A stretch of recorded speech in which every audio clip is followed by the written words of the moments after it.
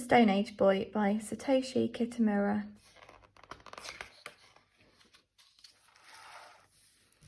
An amazing thing once happened to me. I was wandering through the woods when I tripped and found myself falling down, down, down.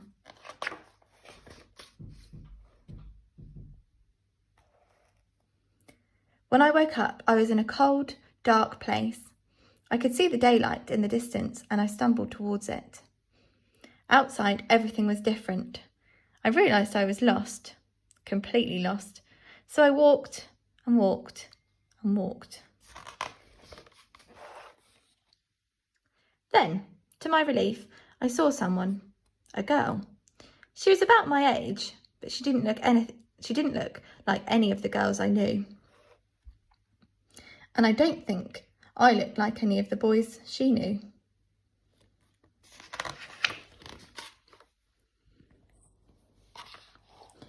She took me home to meet her family, and what a family it was.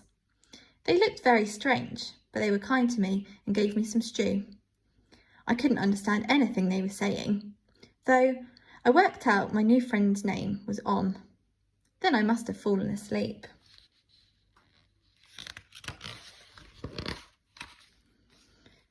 The next morning, Om showed me around the camp. Everyone seemed busy and had a job to do. Over the next few days, I saw so much I'd never seen before. Om's people had no knives and forks, no plastic, no metal even. Everything they had was made of wood, stone, animal skins or bones. I saw them.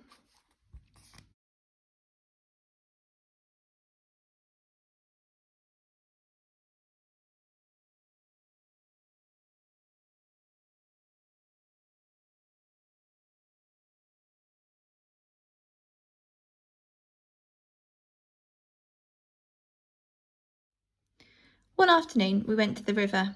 The little ones picked berries and nuts, but Om and I watched the men fishing. They held their pointed spears high and stood as still as trees. Then suddenly, swoosh, their spears dropped down like lightning and came up again, spiking wriggling silver fish.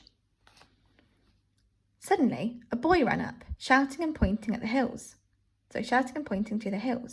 At once, several people grabbed their spears and followed him. Om and I followed them. Slowly, we crept forwards until we saw a reindeer. It was standing alone, munching the grass.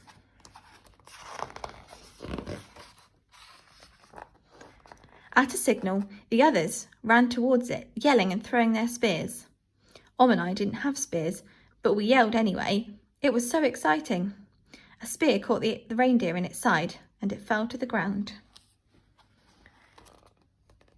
That night, we had a party to celebrate. We cooked the reindeer over a great fire, and there was music and dancing. I joined in on the air guitar. As the days became weeks, Om and her people taught me many things. I was very happy. Then one day, Om took me to a special place. We walked a long way until we came to the mouth of a cave. Om struck flint stones together to make a fire. She lit a torch and we went in.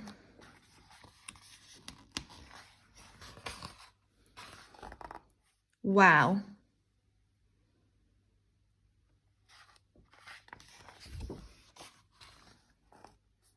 It took me a moment to realise the animals were only paintings. In the flickering light of the torch, they looked real, as if they were running all around us.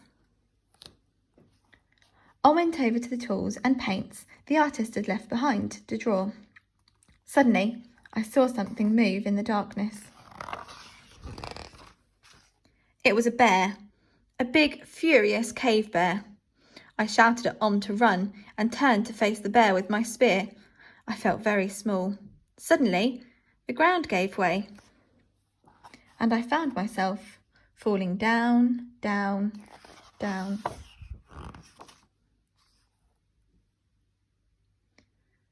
When I woke up, the bear had gone.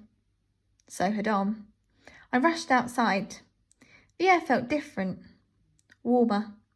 I walked a long way calling for Om, but I never found her. Instead, I found I was back home. When I told my family what had happened, they didn't believe me. They said I'd only been gone a few hours, and I must have fallen asleep and dreamt it. Years passed, but I never forgot my friend Om. I'm an archaeologist now. That's me in the glasses.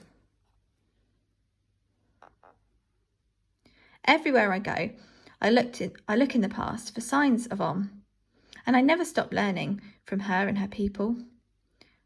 Was it a dream? Maybe.